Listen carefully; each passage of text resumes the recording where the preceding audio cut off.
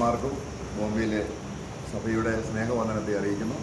नासिक कलीसिया के मैं सभी प्रियजनों को बॉम्बे कलीसिया की ओर से सबसे प्रेम वंदना देता हूँ. വീണ്ടും കർത്താവ് വരാത്തത് കൊണ്ട് നമുക്ക് കർത്താവ് വീണ്ടും വചനം തന്ന് നമ്മളെ അനുഗ്രഹിക്കാൻ നമ്മളെ കൂടെ എപ്പോഴും ഉണ്ട്. എൻ്റെ നാമത്തിൽ 2-3 പേർ എവിടെ കൂടിയാലും അവരുടെ നടുവിൽ ഞാനുണ്ട്. आमेन. आज भी हमारा प्रभु दुनिया में आया नहीं और हमें लेकर नहीं गया, जिसके वजह से आज हमको इस तरह मौका मिला संगति करने के लिए.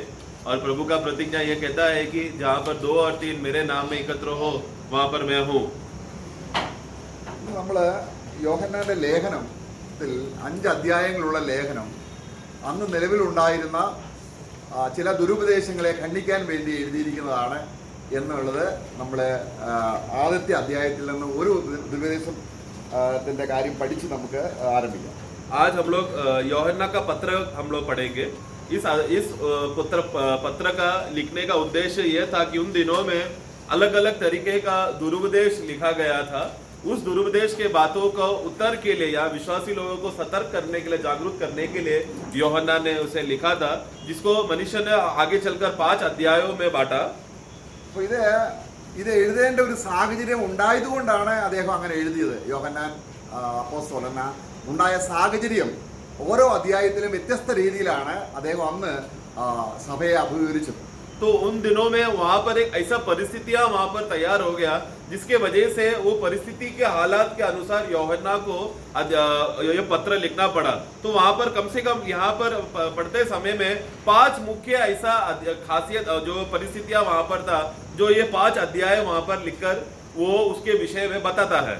ഇവിടെ നമ്മൾ ദൈവമക്കൾ ആരാണ് അല്ലെങ്കിൽ സാത്താൻ മക്കൾ ആരാണ് എന്നുള്ളൊരു വേർതിരിവ് വളരെ വ്യക്തമായി നമ്മളെ പഠിപ്പിക്കുകയാണ് അദ്ദേഹം. और यूहन्ना यहाँ पर खास रीति से ये बताना चाहता है कि परमेश्वर के संतान कौन है और शैतान के बच्चे कौन है करके. നമ്മൾ ജീവിക്കുന്ന ഒരു ദുഷ്ടലോകത്തിലാണ്, സാത്താൻ ലോകത്തിലാണ്. और ये तो सच है कि हम लोग एक दुष्ट दुनिया में रहते हैं, शैतान का दुनिया में जीते हैं, പക്ഷേ നമ്മൾ സാത്താൻ മക്കളല്ല. परंतु फिर भी हम लोग शैतान के बच्चे नहीं है. നമ്മൾ അതിന്റെ 3-ാം അധ്യായം കാൺമീൻ എന്നുള്ളത് ബിഹോൾ എന്നുള്ള പദം വളരെയധികം അനുഗ്രഹിക്കപ്പെട്ട കാൺമീൻ, നാം ദൈവമക്കൾ എന്ന് വിളിക്കപ്പെടുവാൻ പിതാവ് നമുക്ക് എത്ര വലിയ സ്നേഹം നൽകിയിരിക്കുന്നു. मैं उसका 3रा अध्याय का पहला वाक्य में पढ़ते समय में वहां पर कहता है कि देखो कि तुम परमेश्वर के पुत्र है, ये बात को तुम देखो, इसके लिए बुलाया जाने के लिए कितना तुम लोग भाग्य हो, धन्य हो, ये बात को तुम देखो.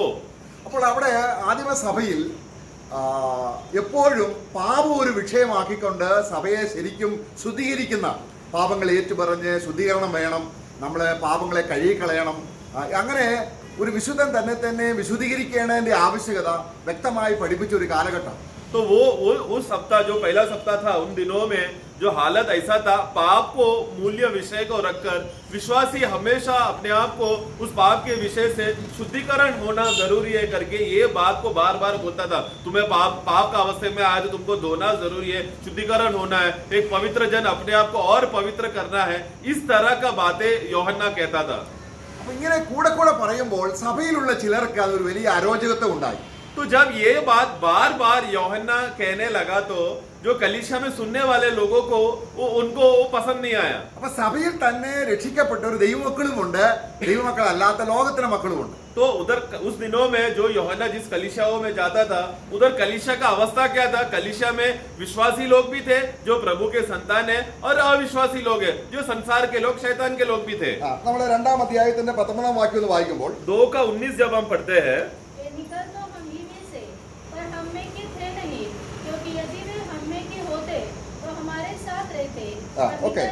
ഇവിടെ വായിക്കുകയാണ്, നമ്മുടെ കൂടെ ഉണ്ടായിരുന്നവര്, एक समय में वो लोग हमारे साथ तो थे, അവരാണ് ഈ 1-ാം അധ്യായത്തിൽ പറയുന്ന ചില കാര്യങ്ങൾ പ്രശ്നം ഉണ്ടാക്കിയത്. ये जो लोग निकल गए, ये 2:19 से जो पढ़ रहे जो निकल गए, ये लोगों ने पहला अध्याय में कुछ तकलीफ लाया था कलीसिया में. അന്നത്തെ എഴുതാനുണ്ടായ സാഹചര്യം അറിഞ്ഞാൽ ഈ വചനം വായിക്കുമ്പോൾ വളരെ നമുക്ക് അനുഗ്രഹമാണ്. तो ये यूहन्ना ने ये एक अध्याय को लिखने का कारण क्या था, परिस्थिति क्या था, अगर वो हमको समझ में आएगा तो वचन पढ़ने में बहुत आनंद मिलेगा. അപ്പൊ അന്ന് സഭയിൽ നമ്മളിപ്പം നോസ്റ്റിക് ബൈബിൾ സ്കൂളിലൊക്കെ പഠിക്കും, നമുക്ക് നോസ്റ്റിക് തിയറി എന്ന് പറഞ്ഞൊരു തിയറി ഉണ്ട്. നോസ്റ്റിക് തിയറി, നോസ്റ്റിക് എന്ന് പറഞ്ഞാൽ ജ്ഞാനവാദം.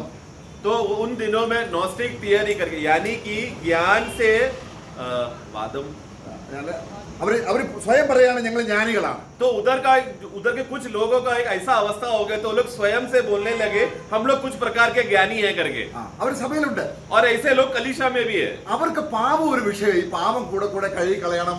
യേശു ക്രിസ്തു പാപികളെ രക്ഷിപ്പാൻ വന്നു, അവരുടെ രക്തം സകല പാപവും പോക്കി നമ്മൾ ശുദ്ധീകരിക്കുക പറയുമ്പോൾ അവർക്കൊരു വലിയ പ്രയാസം. तो ये लोगों का अवस्था क्या है? जब ये लोग सुनते हैं कि यीशु मसीह जगत में पापियों को बचाने के लिए आया, तुमने यीशु मसीह को ग्रहण करने के बाद उसको स्वीकारो, वो तुम्हारा पाप को धोएगा, शुद्ध करेगा, तुम लोग शुद्ध हो जाओगे, ये सब बातें वो लोग सुनते हैं. ये ज्ञानी लोगों को सुनता है तो उनको पसंद नहीं आता, क्योंकि पाप करके जो विषय है उन लोग उसको मूल्य नहीं देते थे. അവര് വചനത്തെക്കാൾ അധികം ശാസ്ത്രം എന്ത് പറയുന്നു എന്നാണ് അവർ വിശ്വസിച്ചത്. तो वो लोग वचन से ज्यादा शास्त्र क्या कहता है, विज्ञान की बातें क्या कहता है, ज्ञान की बातें, संसार में ज्ञान जो हम लोग पढ़ते लिखते समय जो ज्ञान मिलता है वो ज्ञान क्या कहता है करके उसमें वो लोग ज्यादा ध्यान देते थे. ഇത് പൗലോസിന്റെ സമയത്തും ഈ ഉപദേശം ഉണ്ടായിരുന്നു. पौलोस के दिनों में भी यही उपदेश का, यही प्रकार का स्वभाव के लोग भी थे. നമുക്ക് 1 തീമോഥെയോസ് അതിന്റെ 6-ാം അധ്യായം 20-ാം വാക്യം വായിക്കുമ്പോൾ, पहला तीमोथी 6:20 जब हम पढ़ते हैं, हे तीमुथियुस, इस धरोहर की रखवाली कर और जिस ज्ञान को ज्ञान कहना ही भूल है, हाँ। उसके अशुद्ध बकवाद हाँ। और विरोध की बातों से परे रहो. അവിടെ നമ്മൾ വായിക്കുമ്പോൾ തീമോഥെയോസ് അവിടെ വായിക്കുന്നത്, ജ്ഞാനമെന്ന് യാജമായി പേർ പറയുന്നതിന്റെ ഭക്തിവിരുദ്ധ വൃഥാലാപങ്ങളും തർക്കസൂത്രങ്ങളെയും ഒഴിഞ്ഞിരിക്കുക. ആ ജ്ഞാനം ചിലർ സ്വീകരിച്ചു. ഈ ജ്ഞാനം എന്ന് പറയുന്നത് നമ്മൾ മലയാളത്തിൽ ജ്ഞാനമാണ്, ഹിന്ദിയിലും ജ്ഞാനമെന്ന് എഴുതിയിരിക്കുന്നത് അല്ലേ?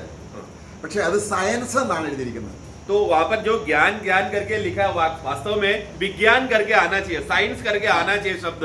तो उन दिन इसको जो ज्ञान ज्ञान करके बोल रही है, विज्ञान को ज्ञान समझ के जो लोग भूल कर रहे हैं उससे बहुत तुम संभालना, जिसकी वजह से कुछ लोगों ने विश्वास से भी दूर हो गए, उसको तुम संभालना. നോസ്റ്റിക്, അവരെയാണ് നോസ്റ്റിക്, ജ്ഞാനവാദികൾ, അല്ലെങ്കിൽ സയൻസ് ആണ് അവർ വിശ്വസിക്കുന്നത്. ऐसे लोग क्या करते हैं, ये इस प्रकार का विज्ञान को वो लोग लेकर वो ज्ञान है समझकर प्रभु के ज्ञान की बातों को तर्क करके विरोध करते थे. ऐसे लोगों को नॉस्टिक थियरी के लोग बोलते थे. അപ്പോൾ ഇത് ഈ സഭയിൽ ഇത് കടന്നുകൂടിയപ്പോൾ तो ऐसा लोग क्या हो गया, कलीसिया में ज्यादा आने लगे. അപ്പൊ അന്നുള്ള സയൻസ് എന്താ പറയുന്നത്? उस समय का विज्ञान क्या कहता है, മനുഷ്യന് 2 ഭാഗമുണ്ട്. मनुष्य को 2 भाग है. ഒന്ന് സ്പിരിറ്റ്. एक है आत्मा. സ്പിരിറ്റ് പ്രകൃതിയുടെ ഭാഗമാണ്. आत्मा जो है प्रकृति का भाग है, നിത്യമാണ്, सदा है. പാപം ചെയ്യാൻ പറ്റത്തില്ല. वो भाग में पाप नहीं आ सकता, पाप नहीं कर सकता. ശരീരം തൽക്കാലത്തേക്കുള്ളതാണ്. शरीर कुछ पल के लिए है, ശരീരം പാപം ചെയ്യും. शरीर पाप करता है. അപ്പോൾ നിത്യമായ ഒരു ആത്മാവും താൽക്കാലികമായ ഒരു ശരീരവും. तो इस तरह अनंत काल के लिए टिका हुआ रहने वाला एक आत्मा है और कुछ पल के लिए, थोड़े देर के लिए एक देह है, शरीर है. അപ്പം ഈ നിത്യമായ ആത്മാവ് പാപം ചെയ്യുന്നില്ല. तो ये वो व्यक्ति के अंदर जो आत्मा है, जो नित्य है, जो सदा है, वो पाप नहीं करता. എന്നാൽ കുറച്ചു നാളത്തേക്ക് ജീവിക്കുന്ന ശരീരം, അപ്പൊ ഈ ശരീരം ചെയ്യുന്ന പാപത്തെ നിങ്ങൾ പർവ്വതീകരിച്ച് യേശുവിനെ കൊണ്ടുവരുന്നു, യേശു രക്തം എന്നൊക്കെ പറഞ്ഞ് മനുഷ്യനെ കലക്കരുത് എന്നുള്ള രീതിയിലാണ് ജ്ഞാനവാദികൾ സഭയിൽ പഠിപ്പിച്ചത്. तो वहां पर क्या होगा, तुम मनुष्य जो शरीर में तुम जी रहे हो, तुम लोग कुछ पल के लिए जी रहे हो, उसमें कमी घटिया तो आएगा. वो बात को देखकर तुम लोग अशुद्ध, वो पाप आने की वजह से तुम लोग पूर्ण रीति से अशुद्ध हो गए. उसके बीच में तुम लोग यीशु को घुसाकर तुमको शुद्धिकरण चाहिए करके ऐसा नित्य आत्मा को वो भी मिश्र खराब हो गया. ये सब बातें तुम लोग बोलकर उसको तुम लोग मिलावटी मत करो बोलकर उस समय का ज्ञानवान लोगों ने कलीसिया में गलत उपदेश लाने लगे. അവർ പറയുന്ന ആശയം മനസ്സിലായോ? वो लोग क्या बोल रहे समझ में आ रहा है, മനുഷ്യന്റെ ആത്മാവ് നിത്യമാണ്, मनुष्य का आत्मा तो नित्य है ആത്മാവ് പാപം ചെയ്യുന്നില്ല. और ये आत्मा पाप नहीं करता, അത് കോടിക്കണക്കിന് വർഷമുണ്ട്. और वो करोड़ों करोड़ों साल जिएगा. എന്നാൽ മനുഷ്യന്റെ ശരീരം परंतु मनुष्य का ये जो शरीर, जिस शरीर में वो जी रहा है 60-70 കൊല്ലം. 60-70 साल, ഈ 60-70 കൊല്ലത്തെ പാപത്തെയാണോ ദൈവം കണക്കിടുന്നതെന്നാണ് ചോദിക്കുന്നത്. वो लोग पूछ रहे हैं, ये 60-70 साल जो तुम पाप करके जो थोड़े दिनों के लिए तुम जी रहे हो, क्या परमेश्वर इसका लेखा लेगा क्या? അപ്പോൾ ഈ ഒരു ആശയം കൊണ്ടുവന്നപ്പോൾ इस तरह का बातें को कलीसिया में जब लाया तो ഒരു വിശ്വാസിയിൽ വരുന്ന പാപം ഏറ്റുപറയേണ്ട ആവശ്യമില്ല എന്നൊരു സ്ഥിതിയിലേക്ക് विश्वासिगळाई। तो ऐसा तर्क और ज्ञान कलीसिया में आने की वजह से विश्वासी लोग के जीवन में क्या आ गया, अरे हमने पाप तो कर दिया है ना, अभी मन फिरने का जरूरत नहीं है, अंगीकार करने का जरूरत नहीं है, ऐसा मनोअवस्था विश्वासियों के अंदर आने लगा। കാരണം ശരീരത്തിൽ വരുന്ന പാപം ആത്മാവിനെ ബാധിക്കുന്നില്ല, क्योंकि शरीर में आया हुआ पाप आत्मा को कुछ नहीं करता, आत्मा को उसका इफेक्ट नहीं होता। അപ്പൊ നോക്കണം, മനുഷ്യന് പാപം ചെയ്ത് ജീവിക്കാൻ എത്ര വലിയ ലൈസൻസ് ആണ് मतलब क्या ന്യായവാദി കൊടുക്കുന്നത്. मतलब ये ज्ञानी लोगों ने क्या इनका तर्क की वजह से क्या हो गया, हम लोग कैसे भी करके पाप करके जिएगा चलेगा, हमारा आत्मा का कुछ नहीं होएगा बोलकर इस तरह तुम लोग पाप बिंदास करो बोल के लाइसेंस दे दिया। അതുകൊണ്ട് ഒന്നാം അധ്യായം വളരെ ശക്തമായി പറയുകയാണ്, इसलिए पहला अध्याय एकदम शक्ति रीति से चेतावनी देता है, നമുക്ക് ദൈവത്തോട് കൂട്ടായ്മ ഉണ്ടാകണമെങ്കിൽ അത് ആ ദൈവം നമ്മുടെ പിതാവാണ്. यदि अगर हमारे परमेश्वर के साथ सहभागिता होना है, संगति होना है, तो ये परमेश्वर सबसे पहला तुम्हारा पिता होना चाहिए। അപ്പോൾ ദൈവം നമ്മുടെ പിതാവാണെങ്കിൽ अगर परमेश्वर हमारा पिता है तो ആ പിതാവിനോട് നിരന്തരം കൂട്ടായ്മ ഉണ്ടാകണമെങ്കിൽ ये पिता के साथ निरंतर संगति होते रहना है, तो നമ്മുടെ ശരീരത്തിൽ വരുന്ന പാപങ്ങൾ हमारे शरीर में आने वाला जो पाप है, യേശുക്രിസ്തുവിനോട് ഏറ്റുപറഞ്ഞ് यीशु मसीह की उपस्थिति में आकर उसको अंगीकार करके യേശുക്രിസ്തുവിന്റെ യാഗമരണം എപ്പോഴും സ്വീകരിച്ച് यीशु मसीह ने जो हमारे लिए बलिदान हुआ, वो बलिदान को बार बार उस बलि को हमें स्वीकारना है, കഴുകപ്പെട്ട് उस बलि के द्वारा हमें धोना है, ദിവസവും നിർമ്മലനായി रोज हमें निर्मल होना है। അതിന്റെ ആവശ്യകതയാണ് ഒന്നാം ലേഖനം പറയുന്നത്. वो बात का जरूरत है करके पहला अध्याय कहता है। അപ്പൊ ഇവർ ചിലർ എന്ത് പറയുന്നു, परंतु कुछ लोग क्या बोलने लगे, ഞങ്ങൾ ദൈവമക്കളാണ് കാരണം ഞങ്ങളുടെ ആത്മാവ് പാപം ചെയ്യുന്നില്ല. हम लोग तो परमेश्वर के लोग हैं ना, क्योंकि हमारा आत्मा पाप नहीं कर रहा, പക്ഷെ അവര് പാപം ചെയ്യുക, फिर भी वो लोग शरीर में पाप कर रहे हैं। അതാ ദൈവത്തോട് കൂട്ടായ്മ ഉണ്ട് എന്ന് പറയുകയും അവിടെ നമ്മൾ വായിക്കുന്നുണ്ടോ. तो वहां पर लिखा है, यदि तुम लोग परमेश्वर के साथ तुम्हारा संगति है करके बोलते हो और फिर अंधकार में चल रहे, तो ആറാം വാക്യം, उसका 6 पढ़े, 1 का 6। यदि हम कहे हाँ। कि उसके साथ हमारी सहभागिता है हाँ। और फिर अंधकार में चले तो हम झूठे हैं हाँ, और वो सत्य क्या? पर नहीं। സത്യം നമ്മളില്ല. और हम सत्य में हम नहीं चल रहे, सत्य हम में नहीं है। അപ്പൊ ഇവിടെ 5 കൂട്ടം പ്രധാന കാര്യങ്ങളാണ് പറയുന്നത്. ഈ ഒന്നാം ലേഖനത്തിൽ വിശ്വാസികൾ ശ്രദ്ധിക്കണം, അല്ലെങ്കിൽ നമ്മള് ഈ ജ്ഞാനമാർഗത്തിലേക്ക് അറിയാതെ തന്നെ പോകും. तो ये पहला अध्याय में कुछ 5 बातें हैं जो विश्वासी लोग अच्छी तरह से जानना चाहिए। वो बात यहाँ पर कहता है, यदि वो बातें अगर हम नहीं समझेंगे तो हम लोग भी ज्ञान का बातें, शास्त्र की बात को पकड़कर हम भी गिर सकते हैं। അതിന്റെ 7ാം വാക്യത്തിൽ വായിക്കുന്നു, നമ്മൾ വെളിച്ചത്തിൽ നടക്കുന്നില്ല അങ്ങനെയുള്ളവര്. ऐसे लोग 7वां वाक्य में कहता है कि ज्योति में नहीं चलता। പിന്നെ അതിന്റെ 8ാം വാക്യത്തിൽ 8वां वाक्य में कहता है നാം നമ്മെ തന്നെ വഞ്ചിക്കുന്നു. अपने आप को धोखा देता है। അടുത്തത് പറയാണ് അഗ്ലാ വാക്യം. സത്യം നമ്മളില്ലാതെയായി. ऐसे लोगों में सत्य नहीं है। അതിന്റെ 10ാം വാക്യത്തിൽ और 10 में യേശുക്രിസ്തുവിനെ അസത്യവാദിയാക്കുന്നു. यीशु मसीह को वो असत्य ठहराते हैं ദൈവത്തിന്റെ വചനം നമ്മളില്ല. और परमेश्वर का वचन उनमें नहीं है। ഈ പറഞ്ഞതെല്ലാം എന്താണ്? ये सब बातें क्या है? നോസ്റ്റിക് തിയറിക്കാരുടെ ജീവിതത്തിൽ സംഭവിക്കുന്ന കാര്യങ്ങൾ അവർക്ക് അത് തിരിച്ചറിയാൻ കഴിയുന്നില്ല. जो लोग ज्ञान को पकड़ के रखते हैं, यानी कि शारीरिक ज्ञान में पकड़कर चलने वाले लोगों का अवस्था में चलने वाले लोगों के अंदर ये सब बातें नहीं है। वो लोग क्योंकि प्रभु को वो लोग नहीं मानते, तो ये सब बातें उनमें नहीं है। അപ്പോൾ നമ്മൾ 3ാം അധ്യായത്തിൽ കാണുന്ന ദൈവമക്കൾ എന്ന് വിളിക്കപ്പെടണമെങ്കിൽ ഈ 5 കൂട്ടം കാര്യം നമ്മൾ യാഥാർത്ഥ്യമാകണം. तो 3 का 1 में वहां पर कहता है कि देखो हम परमेश्वर के बच्चे हैं करके अगर कहलाए जा रहे हैं, ये कि धन्य बात है। अगर होना है तो ये 5 बातें हमारे अंदर होना जरूरी है। നാം വെളിച്ചത്തിൽ നടക്കണം. हम लोग ज्योति में चलने वाले लोग होना चाहिए। പിന്നെ 8ാം വാക്യത്തിൽ പറയുന്നത് फिर 8वां वाक्य में कहता है നാം പാപം ഇല്ല എന്നല്ല പറയുന്നത്, हम लोग पाप नहीं है ऐसा हम नहीं कहते। പാപം എന്നിൽ വന്നിട്ടുണ്ട്, पाप मेरे में आ चुका था, പക്ഷേ അത് തുടരുന്നില്ല. परंतु वो पाप में मैं बना नहीं रहता। കാര്യം എന്താണ്? कारण क्या है? എനിക്ക് ക്രിസ്തുവിന്റെ രക്തം എനിക്ക് ആവശ്യമാണ്, മരണം ആവശ്യമാണ്. क्योंकि मुझे मसीह का वो लहू जरूरी है। जो क्रूस पे जो मृत्यु वो मरा, वो मृत्यु मुझे जरूरी है। കാര്യം എന്താണ്? कारण क्या है? ഞാൻ ഒരു പാപം ചെയ്യുമ്പോൾ मैं पाप करने की वजह से, അതെന്റെ ആത്മാവിനെയും ബാധിക്കുന്നു. ആത്മാവ് പാപം ചെയ്യുന്നില്ല, ശരിയാണ്. तो वो मेरा आत्मा के अंदर भी उसका इफेक्ट हो सकता है। भले आत्मा डायरेक्टली पाप नहीं कर रहा है तो भी എന്റെ കൂട്ടായ്മ നഷ്ടപ്പെടുന്നു.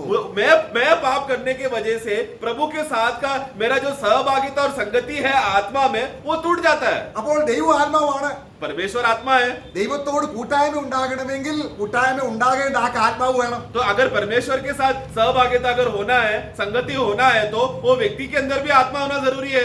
ഇവർ പറയുന്നത് പോലെ പ്രകൃതിയുടെ ഭാഗമൊന്നുമല്ല നമ്മുടെ ആത്മാവ്. तो ये लोग जो ये ज्ञानी लोग क्या बोल रहे हैं कि आत्मा जो प्रकृति का भाग है वैसा नहीं है हमारा आत्मा। സയൻസ് അങ്ങനെയാണ് പറയുന്നത്. विज्ञान ऐसा कहता है। എന്നാൽ ആദാമിൽ നമ്മൾ കണ്ടു, പാപം ചെയ്തപ്പോൾ ആ ആത്മാവ് മരിച്ചു.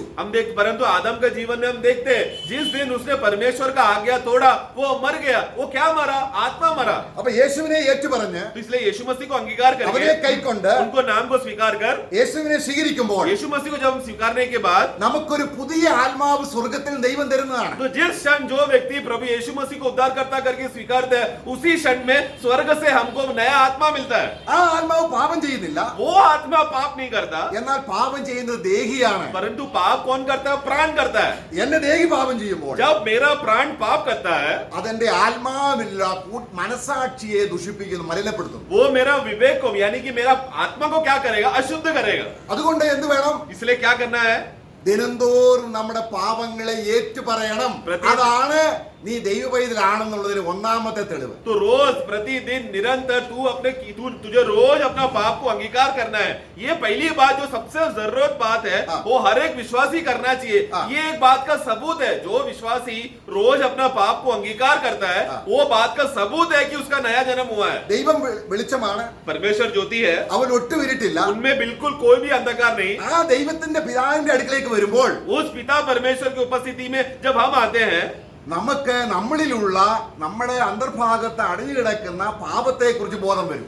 जब हम लोग उस महान ज्योतिमय परमेश्वर की उपस्थिति में आते समय में जब उनका निकट आता तो क्या होता है? हमारे अंदर कुछ अंधकार की बातें, हमारे अंदर की गंदगी, हमारे अंदर का दाग और कीचड़ तुरंत उस ज्योति के सामने प्रकट हो जाता है, खुला हो जाता है।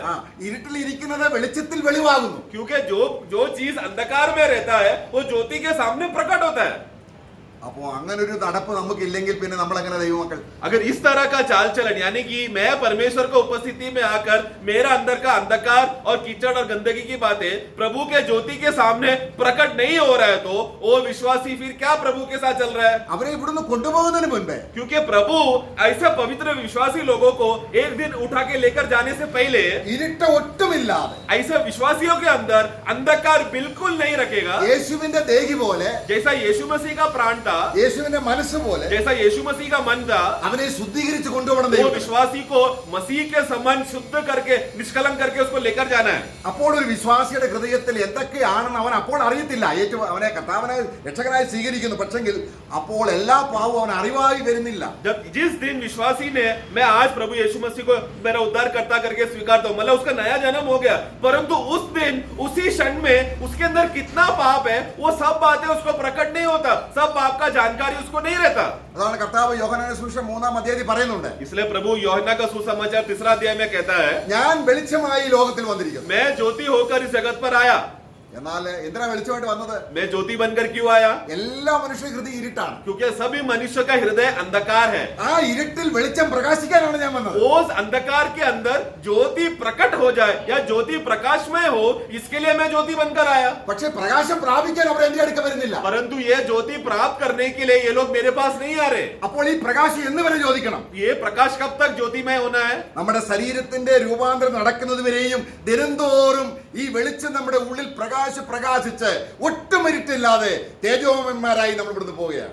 जिस दिन तक हमारे शरीर एक दिन पलक झपकते ही रूपांतर नहीं होता, उस दिन तक ये ज्योति हमारे अंदर चमकते रहकर या जलते रहकर हमें शुद्ध और निष्कलंक नहीं करता, ताकि तभी तक ये ज्योति जलते रहना है। അപ്പൊ നമ്മളിൽ അടിഞ്ഞു കിടക്കുന്ന പാപത്തിൻ്റെതായിരിക്കുന്ന ആ ടേസ്റ്റ്, അതിന്റെ ഗന്ധം, അതിന്റെ മണം, അതിന്റെ ആ ഊഷ്മളത കുറേശ്ശെയായി ഓരോ ദിവസവും കഴുകി വെടിപ്പാക്കാനാണ് നമ്മൾ യേശുവിന്റെ അടുക്കിലേക്ക് വരുന്നത്. आमीन। इसके लिए हमारे अंदर जो पाप है, उस पाप का एक स्वभाव है, उसका एक आदत है, उसका एक स्वाद है, उसका एक गंध है, उसका आदतें है। वो क्या करना है? प्रतिदिन प्रभु यीशु मसीह में हमें आकर प्रतिदिन धीरे धीरे वो स्वभाव, वो गंध, वो दुर्गंध, वो स्वाद हटते रहे। इसीलिए हमें प्रभु का जरूरत है। അങ്ങനെ പഴയ മനുഷ്യൻ കുറഞ്ഞു വരുന്നു. इस तरह पुराना मनुष्यत्व कम होते जा रहा है, പുതിയ മനുഷ്യൻ പുതിയ വരുന്നു. और नया मनुष्य और बलवंत होकर, नया होकर और मजबूत होते बढ़ रहा है। അപ്പൊ എല്ലാ ദിവസവും നമ്മളെ കഴുകുവാൻ ക്രിസ്തു സന്നദ്ധനാണ്. इसलिए रोज हमें धोने के लिए यीशु मसीह उपलब्ध है। അപ്പൊ 7-ാം വാക്യത്തിൽ വായിക്കുകയാണ്, वही पहला यूहन्ना 1 अध्याय 7 में वहां पर पढ़ते हैं, അവന്റെ പുത്രനായ उनका पुत्र യേശുവിന്റെ രക്തം यीशु मसीह का लहू സകല പാപവും പോക്കി നമ്മെ ശുദ്ധീകരിക്കുന്നു എന്നുള്ളൊരു കണ്ടിന്യൂസ് ടെൻസ് ആണ്. ശുദ്ധീകരിച്ചുകൊണ്ടേയിരിക്കുകയാണ്. उसका आखिरी भाग पढ़ना, और उसके पुत्र यीशु का लहू हाँ। हमें सब पापों से शुद्ध करता है। है। हाँ वो करता है वैसा नहीं आएगा, वो उसका वो लहू हमें शुद्ध करते रहता है, वो एक निरंतर करने वाला एक बात है वो। ആ പദത്തിന്റെ പ്രയോഗം വളരെ വ്യക്തമാണ്, മനസ്സിലാക്കണം. वो पद का शब्द को उसको हमें अच्छी तरह से समझना है। നമ്മള് യേശുവിന്റെ രക്തം നമ്മളെ കഴുകി ശുദ്ധീകരിച്ചു എന്നുള്ളത് ശരിയാണ്. एक बार यीशु मसीह ने उनका लहू ने हमें धोकर शुद्ध करके रख दिया है, वो हो गया, एक बात हुआ क्रूस में। നമ്മള് ഒന്ന് കൊരിന്ത്യർ 6-ാം അധ്യായത്തിൽ എന്താ വായിക്കുന്നത്? पहला कोरिन्थियर 6 अध्याय में हम क्या पढ़ते हैं? നമ്മള് നിങ്ങൾ ഈ വകക്കാരായിരുന്നു, हम लोग एक समय में इस प्रकार के लोग थे करके हम लोग वहां पर 9, 10, 11 में हम पढ़ते हैं। അതിന്റെ 11-ാം വാക്യം. पर 11 वाक्य में इस तरह लिखा है। उनमें से कितने ऐसे ही थे, हाँ परंतु तुम प्रभु यीशु मसीह के नाम से हाँ और हमारे परमेश्वर के आत्मा से धोए गए हाँ और पवित्र हुए और धर्मी थे। हाँ देखो धोए हुए, നമ്മളെ കഴുകി ശുദ്ധീകരിച്ചു ചെയ്ത കാര്യമാണ്. वो यहाँ पर धोकर हो गया, धोकर शुद्ध करके हो गया। എന്നാൽ ഇവിടെ പറയുന്നത് ശുദ്ധീകരിക്കുന്നു എന്നുള്ളത് परंतु यहाँ पर पहला यूहन्ना में जो यहाँ पर अभी हमने पढ़ा, यहाँ पर जो शुद्धिकरण के बात चल रहा है, ഇന്നലത്തെ കാര്യമല്ല, ये कल की बात नहीं है, നാളത്തെ കാര്യമല്ല, या कल आने वाला कल का नहीं, ഇന്നത്തെ കാര്യമാണ്. आज का वर्तमान का बात है। എന്റെ നീതിമാൻ വിശ്വാസത്താൽ ജീവിച്ചുകൊണ്ടേയിരിക്കുന്നു. मेरा धर्मी जन क्या करेगा? विश्वास के द्वारा जीते रहेगा। പിന്മാറുന്നുവെങ്കിൽ अगर वो पीछे हटता है तो എന്ന് പറഞ്ഞ അർത്ഥം എന്താണ്? मतलब क्या है? ഈ കഴുകൽ ആവശ്യമില്ലാതെ വരുന്നെങ്കിൽ, मतलब वो विश्वासी अगर बोल रहा है कि मुझे आज धोने का जरूरत नहीं है, ऐसा परिस्थिति अगर उसके जीवन में आ गया तो നമ്മൾ നോക്കുക, നമ്മള് ദിവസവും കുളിക്കാറുണ്ട് അല്ലേ? हम देखो ना, हम लोग रोज नहाते हैं ना। കാരണം എന്തുകൊണ്ടാണ് കുളിക്കുന്നത്? क्यों हम रोज नहाते हैं? മൃഗങ്ങൾ കുളിക്കാറില്ല. जानवर लोग देखो, पशु लोग देखो, वो लोग रोज नहीं नहाते। നമ്മൾ ജീവിക്കുന്ന അതേ ലോകത്തിലാണ് അവരും ജീവിക്കുന്നത്. जिस दुनिया में हम मनुष्य जी रहे, उसी दुनिया में पशु भी जी रहे, പക്ഷെ അതിന് കുളിക്കേണ്ട ആവശ്യം വരുന്നില്ല. परंतु ये पशुओं को, जानवरों को रोज नहाने का जरूरत नहीं है। കാരണം ശുദ്ധീകരണത്തിന്റെ ബോധം അതിനില്ല. कारण क्या है? शुद्धिकरण क्या है? पवित्रता ही क्या है? ये सब बातें उनको नहीं मालूम। മനുഷ്യൻ പാപിയാണെങ്കിലും मनुष्य भले ही पापी क्यों ना हो, ശരീരത്തിൽ ഒരു ശുദ്ധീകരണം വേണമെന്നൊരു അവബോധം അവനുണ്ട്. उन लोग वो मनुष्य को सामान्य रीति से एक ज्ञान है कि हमें शरीर को हमेशा धोकर शुद्ध रहना चाहिए, साफ सुथरा जीना चाहिए, ये सामान्य बुद्धि है। അവൻ ചിന്തിക്കുക, ഇന്ന് ഞാൻ വെളിയിലൊന്നും പോയില്ല, तो लेकिन मनुष्य सोच रहा है आज मैं बाहर तो गया नहीं, അല്ലെങ്കിൽ ഞാൻ 2 ആഴ്ച വീട്ടിൽ ഇരിക്കുക, मैं 2 हफ्ते से मैं घर पे बैठा हूँ, ഞാൻ വെളിയിൽ പോകുന്നില്ല, 2 हफ्ते से मैं बाहर नहीं गया, എന്റെ ജനലെല്ലാം അടച്ച് ഞാൻ ഉള്ളിലിരിക്കും, ഒരു പൊടിയും പറ്റുന്നില്ല. मैंने घर का, कमरे का दरवाजा, खिड़कियों को सब मैंने बंद करके रखा है, बाहर का कोई भी धूल, गंदगी, मिट्टी अंदर नहीं आया, എന്നാലും അവൻ കുളിക്കും. फिर भी वो 2 हफ्ते से वो नहाएगा क्या? नहाएगा ना। ഇതൊരു സ്വഭാവമാണ്. ये एक स्वभाव है। ഇതുപോലെയാ അതേ സമയത്ത് परंतु उसी समय में ഒരു ലോക മനുഷ്യൻ एक संसारी मनुष्य പാപം വന്നാൽ पाप आने के बाद അവൻ മൃഗത്തെ പോലെയാ. वो पशु तुल्य है, ഒന്ന് കഴുകണമെന്ന് തോന്നുന്നില്ല. एक धुल जाना चाहिए, एक धोने का अवस्था होना चाहिए, एक शुद्धिकरण होना है, ऐसे एक पापी मनुष्य को बोध्य नहीं है। നീ ദൈവവൈതലാണോ? परंतु तू परमेश्वर का पुत्र है तो നിനക്ക് ഒരു കഴുകൽ ആവശ്യമാണ്. तुझे एक धुलना जरूरी है, കാരണം ഈ കഴുകലിലൂടെയാണ് കൂട്ടായ്മ. क्योंकि ये धुलने के द्वारा क्या है? संगति है, सहभागिता है। നമ്മൾ എന്താണ് ആഹാരം കഴിക്കുമ്പോൾ കൈ കഴുകുന്നത്? हम लोग क्यों भोजन खाने से पहले हाथ धोते हैं? മൃഗങ്ങൾ കഴുകാറുണ്ടോ? पशु हाथ धोते हैं क्या? जानवर लोग खाना खाने से पहले हाथ धोते हैं क्या? नहीं। വാ കഴുകാറുണ്ടോ? मुंह धोते हैं क्या? പല്ല് തേക്കാറുണ്ടോ? दांत घसते हैं क्या? എപ്പോൾ ഒരു പാപിയാണെങ്കിൽ ഒരു ക്ലെൻസിംഗ് ആവശ്യമാണെന്ന് അവൻ അവബോധമുണ്ട്. उसी तरह एक पापी को एक शुद्धकरण का जरूरत है, एक गंदगी हुआ है पर उसकी इस गंदगी से मुझे शुद्ध होना है करके इस प्रकार का बोध यह पापी को नहीं है। ഇതുപോലെ ഒരു ദൈവവൈതലിനെ സംബന്ധിച്ചോളം परंतु परमेश्वर का बच्चा जब देखा जाए तो ദൈവത്തോട് കൂട്ടായ്മ അതിമഹത്തായ ആഹാരം കഴിക്കാനായിട്ട് വരികയാണ്. അതിന് തന്നെ മുമ്പാകെ वो ദൈവത്തോട് परमेश्वर की उपस्थिति में सहभागिता के लिए आ रहा है, संगति के लिए आ रहा है। मतलब क्या है? संगति करने आ रहा है, मतलब क्या? एक बहुत बड़ा मेज में खाना खाने के लिए आ रहा है। परमेश्वर उसको दावत के लिए बुलाया है, तो दोनों को बात करने, संगति करने के लिए दावत के लिए बुलाया है। इसके लिए वो आया संगति में। പക്ഷെ അവ കുളിക്കണമെന്നില്ല. तो उसको नहाना है जरूरी नहीं, പക്ഷെ കൈ കഴുകണ്ടേ? परंतु कम से खाना खाने जा रहा है तो हाथ धोना पड़ेगा ना। കൈ കഴുകുമ്പോൾ हाथ धोते समय में ആരുടെ രക്തം കൊണ്ടാണ് കഴുകുന്നത്? इसका लहू से वो धो रहा है, അവൻ കഴുകി वो व्यक्ति उसे धोकर അവനുമായി കൂട്ടായ്മ കിട്ടും. जिसका लहू के साथ उसने धोया, उसके साथ उसको संगति मिलेगा। Praise the Lord. Praise the Lord। അവർക്ക് വചനം എത്ര ആസ്വാദമെന്നറിയാമോ? ऐसा लोगों के लिए, वो ऐसा व्यक्ति जिसने प्रभु के साथ धोकर संगति हो गया, उसके लिए वचन कितना मूल्यवान रहेगा। ഈ അടുത്ത കാലത്തെങ്ങും കൈയും കഴുകാതെ കുളിക്കാതെ ഇരുന്നാൽ ഈ വചനമാകുന്നത് നമുക്ക് ഒരിക്കലും അനുഗ്രഹമാകത്തില്ല. മറ്റുള്ളവർക്ക് ദുർഗന്ധവും മറ്റുള്ളവർക്ക് ഒരു അനുഗ്രഹവും ആകാത്ത രീതിയിൽ നമ്മുടെ സ്ഥലത്തെ തന്നെ നമ്മൾ വളരെ ദുഷിപ്പിക്കുന്ന രീതിയിലായി പോവുകയാണ്. अगर इन दिनों में अगर हमें अच्छी तरह से धुलने का अवस्था में अगर नहीं हुआ है, धुलना नहीं मतलब प्रभु के साथ संगति नहीं हुआ, प्रभु के साथ संगति नहीं हुआ मतलब क्या है, वो व्यक्ति एकदम दुर्गंधित अवस्थे में। जरा सोचो, ऐसा व्यक्ति जिसने अभी तक प्रभु के साथ संगति नहीं किया, वो खुद धोकर शुद्ध नहीं हुआ है, वो दुर्गंध फैला रहा है, वो जिधर रहेगा वो जगह दुर्गंध बन जाएगा। അപ്പോൾ ഇത് എഴുതാനുള്ള സാഹചര്യം എന്താണ്? तो इसलिए ये वचन लिखने का, पहला यूहन्ना लिखने का परिस्थिति कारण क्या है? എന്റെ ആത്മാവ് പാപം ചെയ്യുന്നില്ല. मेरा आत्मा तो पाप नहीं कर रहा है ना, അവൻ പിന്നെ പാപം ഏറ്റുപറയേണ്ട ആവശ്യമില്ല. तो फिर पाप का अंगीकार करने का जरूरत ഇത് नहीं है നമ്മൾ ना। നിരന്തരം ചെയ്യുന്നില്ല എങ്കിൽ, ऐसा अगर रोज हम लोग मैं पापी हूं करके ये बात का अंगीकार नहीं हो रहा है, तो ഇവര് ചെയ്യുന്ന അതേ കാര്യം തന്നെ നമ്മൾ ചെയ്യുന്നത്. हम लोग भी फिर यही गलती कर रहे हैं जो उन दिनों में उन लोगों ने किया। പിന്നെ എങ്ങനെ നമുക്ക് പിതാവിനോടും അവന്റെ പുത്രനായ ക്രിസ്തുവിനോടും കൂട്ടായ്മ കിട്ടും എന്ന ചോദ്യമാണ് तो ചോദിക്കുന്നത്. फिर सवाल आ रहा है कि अगर ऐसा ही हमें अंगीकार नहीं कर रहा है, तो फिर पिता परमेश्वर के साथ और हमारा बड़ा भाई यीशु मसीह के साथ फिर किस तरह तुम्हारा संगति होगा, ऐसा सवाल है। ഇങ്ങനെ കഴുകിയാൽ यदि तू अगर रोज धोएगा तो നിങ്ങൾക്ക് ഹൃദയത്തിൽ വലിയ സന്തോഷമുണ്ട്. അവിടെ വായിക്കുന്ന കണ്ടില്ലേ? तेरे हृदय में बहुत बड़ा आनंद आएगा।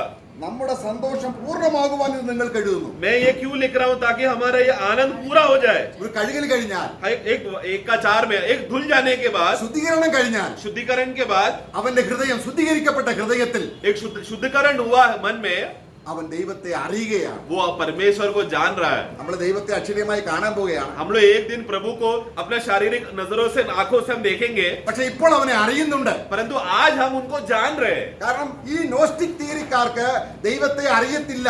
उन दिनों के शास्त्री और उस समय के बुद्धिमान लोगों को, वो लोग परमेश्वर को जानते भी नहीं थे। അവിടെ നോക്കുക, അവിടെ നമ്മൾ 2:19 വായിച്ചു. 2:19 में हमने पढ़ा था, അവരുടെ സഭയിൽ കഴുകൽ വേണം, കഴുകൽ വേണം, കഴുകൽ വേണം, കുഞ്ഞാണ്ട് രക്തം എന്ന് പറഞ്ഞപ്പോൾ അവര് സഭയിൽ നിന്നും പുറപ്പെട്ടു പോയി. या वहां पर जब यूहन्ना कलीसिया में जाकर तुम्हें यीशु मसीह का लहू का जरूरत है, तुम्हें धुलना जरूरी है, पाप से हमें शुद्धिकरण होना जरूरी है, ये बात जब बार बार बोला तो कुछ लोग कलीसिया छोड़कर चले गए। ഇനി 4-ാം അധ്യായം വേറൊരു ദുരുപദേശമാണെങ്കിലും ഇവിടെ പറയുന്നത് 4-ാം അധ്യായത്തിന്റെ 5-ാം വാക്യത്തിൽ चौथा अध्याय में वहां पर दूसरा दुरुपदेश है, वाक्य 5 में कहता है, ദൈവമക്കൾ എന്ന പേരിൽ വരുന്നുവെങ്കിലും അവർ ലൗകികന്മാരാണ്, സയൻസ് ആണ് വിശ്വസിക്കുന്നത്. यहाँ पर का विषय क्या है, वो लोग प्रभु के बच्चे हैं करके ऐसा बाहरी रूप से प्रभु के बच्चे हैं करके बोलकर कलीसिया में तो आ रहे हैं, परंतु वो लोग संसारिक लोग हैं। वो लोग विज्ञान को ज्यादा पकड़कर, संसार का ज्ञान ज्यादा मुख्य है पकड़कर वो लोग कलीसिया में आते हैं। 4-ന്റെ 5-ാം വാക്യം വായിക്കുമ്പോൾ 4:5 पढ़े। वे संसार के हैं, हाँ। इस कारण वे संसार की बातें बोलते हैं, हाँ। और संसार उनकी सुनता है। നോക്കുക, എന്താ സംസാരം ഉദ്ദേശിക്കുന്നത്? അവർക്ക് ലോകത്തിന്റെ സയൻസ് അറിയാം. तो संसार की बातें बात करते हैं मतलब क्या है, संसार में चलने वाला जो ज्ञान की बातें है, संसार में जो विद्या है, संसार में जो विज्ञान है, ये सब बातें उनको ज्यादा बात करते हैं लोग। അവർക്ക് പറയേണ്ടത് ദുഷ്ടന്റെ ലോകം എത്ര മനോഹരമാണ്. ये विश्वासी लोग क्या बोल रहे हैं, ये संसार कितना मनोहर है, ये शैतान का दुनिया कितना अच्छा है, ये शैतान के बारे में तारीफ कर रहे हैं वो लोग। നാളെ കഴിയുന്തോറും പുരോഗമിച്ചു വരുന്നു. वो लोग क्या बोल रहे हैं, देखो ना, ये दुनिया कल ऐसा झोपड़ा था, अभी देखो इतना बड़ा बिल्डिंग बन गया, तरक्की हो गया, हम लोग कितना डेवलपमेंट हो गया, ऐसा तारीफ कर रहे हैं। മനുഷ്യന്റെ ജീവിത സൗകര്യങ്ങൾ വർദ്ധിക്കുന്നു. मनुष्य के जीवन में सुख से जीने के लिए कितना चैन की बातें, कितना आराम से हम लोग जी रहे हैं अभी। അങ്ങനെ ഭൗമിക വിഷയങ്ങൾ പറയാത്തത് കൊണ്ട് इस तरह संसार की बातें कलीसिया में बोल नहीं रहे, इसके लिए അവരെന്ത് ചെയ്തു? वो लोग क्या कर रहे हैं, ഈ ഉപദേശം സഭയിൽ വെച്ചിട്ട് അവർ ഇറങ്ങിപ്പോയി. वो लोग ने क्या किया, तू संसार में ऐसा सब प्रभु का बारे में क्यों बोल रहा है, ऐसा प्रभु का बातें नहीं चाहिए हमको, इसलिए हम कलीसिया छोड़कर जा रहे हैं। അപ്പൊ അവരോട് അതിന്റെ 6-ാം വാക്യം, അതിന്റെ 4-ന്റെ 6, वही 4:6 में, ഞങ്ങൾ ദൈവത്തിൽ നിന്നുള്ളവരാകുന്നു. हाँ पढ़ना, हम परमेश्वर के हैं, हाँ। जो परमेश्वर को जानता है वो हमारी सुनता है, हाँ। जो परमेश्वर को नहीं जानता वो हमारी नहीं सुनता। इस प्रकार हम सत्य की आत्मा और धर्म की आत्मा को पहचान लेते ആ, हैं। നോക്കുക, അപ്പോൾ ഇവിടെ ഒരു വിശ്വാസിയെ സംബന്ധിച്ചോളം एक विश्वासियों को देखा जाए तो അവൻ എന്തുകൊണ്ടാണ് പാപത്തിൽ തുടരാത്തത്? एक विश्वासी क्यों बार बार पाप में निरंतर बना नहीं रहता, അവനെ ദൈവാത്മാവ് നടത്തുമ്പോൾ, क्योंकि അതാണ് വിഷയം. क्योंकि वो विश्वासी को जब प्रभु का आत्मा चलाता है, ആ, ആത്മാവ് നടത്തുമ്പോൾ, आत्मा जब उसको चलाएगा, ആത്മാവിൽ നിറയുമ്പോൾ, आत्मा में जब वो भर जाता है, ആത്മാവിൽ ജീവിക്കുമ്പോൾ आत्मा में जब वो जीने लगता है, അവൻ പാപം ചെയ്യുന്നില്ല. वो पाप करते नहीं रहता। പക്ഷെ അവർ പറയുന്നത് എന്താണ്? परंतु ये लोग क्या बोल रहे हैं? ഞങ്ങൾക്ക് ജന്മനാ കിട്ടിയ ആത്മാവുള്ളത് കൊണ്ട് പാപം ചെയ്യുന്നുണ്ട്. നമ്മൾ വ്യത്യാസം മനസ്സിലായോ? ये बुद्धिमान लोग क्या बोल रहे हैं? हमको जन्म से आत्मा मिला है ना, आत्मा जन्म से नित्य है, इसलिए हम लोग पाप नहीं करते, ऐसा बुद्धिमान लोग बोलने लगे। നമുക്ക് ദൈവാത്മാവ് ഉള്ളത് കൊണ്ടാണ് പാപത്തെ കുറിച്ച് അവൻ ബോധം വരുത്തുന്നത്. देखो हमारे अंदर परमेश्वर का आत्मा है, इसके लिए हमें पाप के बारे में बोध दिया है, पाप कर सकता है करके ये बात का जानकारी हमारे अंदर है। क्यों? क्योंकि परमेश्वर का आत्मा हमारे अंदर है। इसके लिए പാപബോധം വന്നാൽ നമ്മൾ എവിടെ പോകണം? पाप का बोध भी अगर हो गया तो तुरंत किधर जाना चाहिए? എവിടെ പോകണം? किधर जाना चाहिए? എവിടേക്ക് പോകണം? हाँ, पर किसकी ओर जाना चाहिए? ക്രിസ്തുവിന്റെ അടുക്കിലേക്ക് വരണം. मसीह के पास, प्रभु के पास जाना है। അവൻ എന്ത് ചെയ്യുന്നു? वो क्या करेगा? നമ്മളെ കഴുകും. वो हमें धोएगा। കുളിക്കൽ ഒരിക്കലേ ഉള്ളൂ. निलाना एक ही बार है। ഒരിക്കൽ കുളിച്ചവനാണെങ്കിൽ एक बार अगर विश्वासी निलाया गया जा चुके हैं तो ഈ യേശു ക്രിസ്തു എപ്പോഴും കഴുകി. അപ്പോൾ ആ കഴുകുമ്പോൾ ഒരു പങ്ക് കിട്ടുന്നു. तो वो निलाने का विषय एक ही बार होता है, परंतु बार बार जब प्रभु के पास जाएगा तो क्या करेगा? वो हमें धोकर शुद्ध करेगा। धोकर शुद्ध करेगा तो एक सहभागिता मिलेगा, प्रभु का भाग हमको मिलेगा। കഴുകും തോറും जितना हम लोग धुलते रहते हैं ഇരുട്ട് നീങ്ങി നീങ്ങി उतना अंधकार हटते रहेगा, ദുഷ്ടത മാറി മാറി उतना दुष्टता हटते रहेगा, ക്രിസ്തുവിന്റെ രൂപത്തോട് നമ്മൾ തേജസ് വർദ്ധിച്ച് വർദ്ധിച്ച് വരികയാണ്. उतना हम लोग मसीह के रूप में अनुरूप होकर महिमा बढ़ते रहेगा।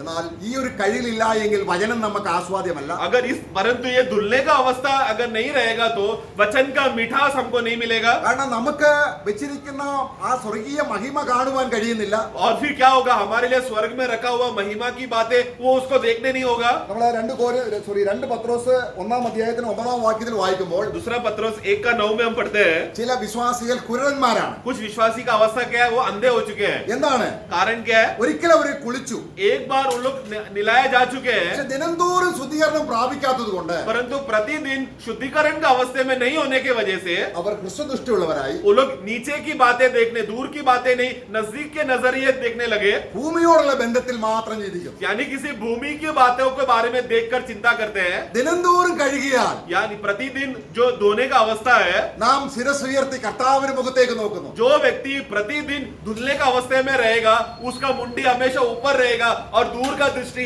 जहां पर प्रभु विराजमान है वो बातें उसको दिखने लगेगा। യേശുവിന്റെ മുഖത്തുള്ള ദൈവദർശന പരിജ്ഞാനം, यीशु मसीह के चेहरे में परमेश्वर का चेहरे का जो चमक है वो ज्ञान प्रभु के चेहरे से मेरे हृदय में चमकेगा നമ്മൾ അറിയുകയാണ്. और फिर हम जानने लगेंगे। അറിയുന്നു. जैसा हम जानने लगेंगे। മറ്റൊരു ദൈവത്തെ അറിയുന്നില്ല. അവിടെ വായിക്കാം. നമ്മൾ നേരത്തെ अभी വായിച്ചു. हमने पढ़ा था वो लोग प्रभु को नहीं जानते। അവിടെ അതിന്റെ 3-ാം അധ്യായം उसका तीसरा अध्याय 3-ാം അധ്യായത്തിൽ വായിക്കുന്നു. तीसरा अध्याय में हम पढ़ते हैं। ലോകം അവനെ അറിയായ കൊണ്ട് നോക്കുക. മൂന്നിന്റെ ഇവിടെ 1 യോഹന്നാൻ 3-ന്റെ 1-ാം വാക്യം. 3:1 देखो पिता ने हमसे कैसा प्रेम किया है कि हम परमेश्वर की संतान कहलाए। हाँ, आगे। हम हाँ, है भी। हाँ। इस कारण संसार हमें नहीं जानता, संसार हमें नहीं जानते क्योंकि उसने उन्हें भी नहीं जाना। क्योंकि उसने उन्हें भी नहीं जाना। എന്നാൽ പ്രിയമുള്ളവരെ, परंतु ये प्रियो നാം ദൈവമക്കളാകുന്നു. हम परमेश्वर के संतान है। നാം ദൈവമക്കളാകുന്നു എന്ന് നമ്മൾ അറിയുന്നു. ये आज हम परमेश्वर के बच्चे हैं करके ये हम जानते हैं। നമ്മൾ 4-ാം അധ്യായത്തിന്റെ 7-ാം വാക്യത്തിൽ വായിക്കുമ്പോൾ 4:7 में जब हम पढ़ते हैं, हे भाइयों, आपस में प्रेम रखें, हाँ। क्योंकि प्रेम परमेश्वर से है। हाँ। जो कोई प्रेम करता है वह परमेश्वर से जन्मा है हाँ। और परमेश्वर को जानता है। परमेश्वर को जानता है। അവൻ ഏകസത്യ ദൈവമായി നിന്നെയും तो ये सत्य परमेश्वर जो तुझे, നീ അയച്ച യേശു ക്രിസ്തുവിനെയും जो परमेश्वर ने तुझे भेजा है, वो हाँ। सत्य परमेश्वर को भेजा जानना ही अनंत काल का जीवन है। അത് നിത്യജീവനാണ്. वो जानना ही अनंत काल का जीवन है। അപ്പൊ കഴുകും പ്രാപിക്കും തോറും കഴുകും തോറും जितना हम लोग धुलते जाता है നമുക്ക് അധികമായി ജീവൻ വർദ്ധിച്ചു വരും. उतना हमारे अंदर जीवन का बढ़ोतरी बढ़ते रहता है। നോക്കിയാ, നമുക്കൊരു ആത്മീയമായ ഉന്മേഷമില്ല, സന്തോഷമില്ല. നമ്മള് വാതിൽ അടച്ച് രഹസ്യത്തിൽ കർത്താവിനെ അടുക്കൽ ചെന്ന് നമ്മുടെ പാപങ്ങൾ ഏറ്റുപറയുമ്പോൾ ഒരു ഉണർവുണ്ടാവും നമ്മുടെ ഹൃദയത്തിൽ. क्यों है विश्वासियों के जीवन में एक उन्नति नहीं, आनंद नहीं, आत्मिक खुशी नहीं? क्यों? क्योंकि पाप का अंगीकार का जीवन अवस्था बराबर हुआ नहीं है। इसलिए तुरंत कमरे हम लोग रहस्य में जानने वाला पिता के पास जाकर कमरा बंद कर तुरंत अपना सारा पाप को अंगीकार करना है। जैसे जिस क्षण आत्मा के नियंत्रण में जब हम ये बात करेंगे तुरंत एक आत्मिक उन्नति आएगा, एक आनंद हमारे अंदर आएगा। അപ്പോൾ ദൈവത്തോട് പ്രാർത്ഥിക്കുമ്പോൾ നമ്മൾ ചുമ്മാതെ ടാപ്പിൽ നിന്ന് വെള്ളം തുറന്നു വിടുന്നത് പോലെ ഒരു ഇങ്ങനെ അല്ല. നമ്മൾ വളരെ ചിന്തിച്ചും ആലോചിച്ചും ദൈവത്തോട് സംസാരിക്കുമ്പോൾ ഹൃദയത്തിൽ ടച്ച് കിട്ടുന്നില്ല എങ്കിൽ, ദൈവത്തിന്റെ സ്പർശനം കിട്ടുന്നില്ലെങ്കിൽ നമ്മളിൽ പാപമുള്ളത് കൊണ്ട് അതാൾ ഏറ്റു പറയണം. ദൈവമേ, എന്നെ ഒന്ന് പരിശോധിക്കണമേ, രഹസ്യമായിരിക്കുന്ന പാപം ഒന്ന് കാണിച്ചു തരണമേ. അത് ഏറ്റു പറയുമ്പോൾ നമ്മുടെ ഉള്ള മുഴുവനും സന്തോഷം കൊണ്ട് നിറയും. इसलिए प्रभु की उपस्थिति में आते समय में हम अपना पर्सनल समय जब प्रभु के साथ बिताते समय में कुछ भी जाकर प्रभु के सामने बकबक नहीं करना, जैसा नल खोल दिया तो पानी आते रहेगा बोलकर वैसा कुछ भी जाकर नहीं बोलना, क्योंकि प्रभु के साथ हमें जाते समय में पूरा होशो आवाज से सोच समझकर हमें प्रभु के साथ बात करना है. बात करते समय में प्रभु का स्पर्श को हमें अनुभव करना है. अनुभव नहीं किया तो वो क्यों है? कुछ तो रुकावट हमारे अंदर है. वो रुकावट को क्या है जानने के लिए अपना सभी बातों को, पापों को अंगीकार करके प्रभु के सामने समर्पण करना है. അപ്പോൾ ദൈവത്തിന് നമ്മളോടുള്ള സ്നേഹത്തിന്റെ ഏറ്റവും അടിസ്ഥാനപരമായ നിത്യമായ ഒരു കാര്യമാണ് പാപക്ഷമ. देखो परमेश्वर हमसे जो प्रेम करने का उसमें से सबसे बड़ा नींव बात, जो बुनियाद की बात, जो गहरा बात, ये परमेश्वर का प्रेम जो अनंत काल के लिए हमारे लिए है, उसमें सबसे बुनियाद बात क्या है? उन्होंने हमारा पाप को क्षमा किया. പാപമോചനം അല്ലെങ്കിൽ പാപത്തിന്റെ ക്ഷമയാണ് എൻഡ്ലെസ് ലവ് ആണ്. पाप का क्षमा मतलब क्या है? निरंतर कभी ना खत्म होने वाला प्रेम का प्रकटीकरण है. ഇത് ദൈവസന്നിധിയിൽ ഓർക്കുമ്പോഴേക്കും यही बात, यही एक कारण मैं जब प्रभु के उपस्थिति में आकर हे प्रभु तूने मेरा पाप क्षमा किया है करके, ये एक बात अगर मैं आकर प्रभु के सामने मनन करने लगूंगा तो നമ്മൾ പാപം ഏറ്റു പറയേണ്ട ആവശ്യമില്ലെങ്കിൽ പോലും, भले ही हमको उस दिन पाप का अंगीकार करने का जरूरत नहीं रहेगा तो भी मैं प्रभु तू मुझसे प्रेम करता है वो एक बात सोचते रहेगा काफी है. കാരണം പാപം ക്ഷമിച്ചപ്പോൾ ദൈവം നമ്മെ മകനായിട്ട് സ്വീകരിക്കുകയായിരുന്നു. അതാണ് ദൈവത്തിന്റെ പ്രത്യേകത. क्योंकि प्रभु ने जब पाप क्षमा करते समय में वो क्षमा के पीछे का कारण क्या है? जैसे ही मेरा पाप क्षमा हो गया उसी क्षण में परमेश्वर का बेटा हो गया. वो है प्रभु का बड़ा कार्य. അത് ചെറിയ കാര്യമാണോ? ये छोटी बात है क्या? ചെറിയ കാര്യമാണോ? छोटी बात है क्या? നമുക്കതൊന്ന് അനുഭവിച്ചറിയണമെങ്കിൽ, ये बात को हमें अनुभव करने के लिए, കാരണം ഞാൻ ഈ പ്രപഞ്ചത്തിന്റെ ദൈവത്തിന്റെ മകനാണെന്ന് അറിയുമ്പോൾ ഹൃദയത്തിന് ചൂട് പിടിക്കും. क्योंकि मैं ब्रह्मांड को निर्माण करने वाला सर्वशक्तिमान परमेश्वर का मैं बेटा हूं करके बोलेगा तो तुरंत हमारे अंदर एक आग सा अनुभव होगा, हम जलने लगेंगे. നമ്മുടെ മനസ്സിൽ പറയുകയല്ല, हम ये मन में बोल रहे हैं वैसा नहीं, പരിശുദ്ധാത്മാവിന്റെ സഹായത്തോടെ പ്രാർത്ഥിക്കുകയാണ്. पवित्र आत्मा का मदद से हम प्रार्थना कर रहे हैं. നമുക്കതിന് ആദ്യം ഒരു മൗനം, ദൈവസന്നിധി അല്പസമയം മൗനമായിരിക്കണം. इसलिए सबसे पहला प्रभु की उपस्थिति में आकर थोड़ी देर शांत होना जरूरी है. शांत होकर चुप बैठना है. ദൈവത്തിന്റെ ആത്മാവ് എന്റെ ഹൃദയത്തെ സ്പർശിക്കുന്നത് വരെ, जब तक प्रभु का आत्मा मैं शांत में रहते समय कब तक शांत रहना है? जब तक प्रभु का आत्मा मुझे आकर स्पर्श करके कुछ बात बोलने के लिए बोल ही नहीं देता तब तक मुझे चुप रहना है. എന്തിനാണ് മൗനമായിരിക്കുന്നത്? क्यों हमें चुप रहना है? എന്നിൽ എന്തെങ്കിലും പാപമുണ്ടോ എന്ന് ദൈവം കാണിച്ചു തരണം. ताकि मेरे जीवन में कुछ पाप है कि नहीं वो बात प्रकट करने के लिए मुझे शांत होना जरूरी है. അവിടെ നോക്കുക, നമ്മൾ 39 സങ്കീർത്തനം വായിക്കുമ്പോൾ हम लोग 39 भजन संगीता जब पढ़ते हैं അതിന്റെ രണ്ടാം വാക്യം, उसका 2 पढ़ना, 39 का 2. मैं मौन धारण कर गुंगा बन गया और भलाई की ओर से भी चुप्पी साधे रहा. നോക്കുക, ഇവിടെ ദൈവസന്നിധി വരുമ്പോൾ वहां पर प्रभु की उपस्थिति में आकर അല്പസമയം മൗനമായിരിക്കുക, മെഡിറ്റേറ്റ് ചെയ്യുക. ദൈവം कुछ समय के लिए वो क्या हो गया? मौन होकर मनन करने लगा. നിന്റെ നന്മയെ ഗണ്യമാക്കാൻ, നന്മ വെച്ചാൽ എർത്തിലി ആയിട്ടുള്ള ഏതെങ്കിലും ബ്ലെസ്സിങ്ങിനെ ഞാൻ ഓർത്തില്ലെന്നാ പറയുന്നത്. और मतलब क्या आगे बढ़ना, मैं शांत रहा और मेरी पीड़ा बढ़ती गई. नहीं शुरुआत से. मैं मौन धारण कर गुंगा बन गया और भलाई की ओर से भी. भलाई की ओर से मतलब क्या होता? उसके जीवन में जो भलाई, जो आशीष की बातें था वो बातों को भी याद नहीं किया, उसमें भी वो चुप रहा. ദൈവനെ നിത്യമായ അനുഗ്രഹിച്ച അനുഗ്രഹത്തിന്റെ പദവിയിലേക്ക് അവന്റെ ഹൃദയത്തെ ഉയർത്തിയപ്പോൾ ഹൃദയത്തിന് ചൂട് പിടിച്ചു. बल्कि उसने किस बात को सोचने लगा? प्रभु ने मुझे अनंत काल के लिए जो बात धन्य किया है, अनंत काल के लिए जो बातें मुझे मेरे लिए भलाई किया है, वो बात को जब मैंने सोचने लगा तो वाक्य 3 पढ़ना. मेरा हृदय अंदर ही अंदर जल रहा था. हाँ, आगे. सोचते सोचते आग भड़क. ये बात जब प्रभु ने मेरे लिए अनंत काल के लिए कुछ भलाई किया है, वो बात सोचते सोचते क्या हो गया?